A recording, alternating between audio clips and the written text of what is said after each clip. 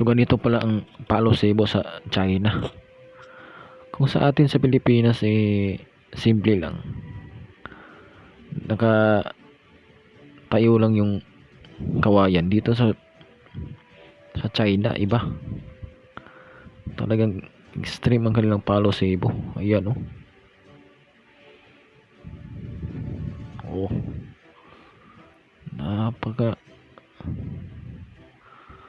Kailangan mo pang ganyan. Napakahirap niyan. Oh, grabe.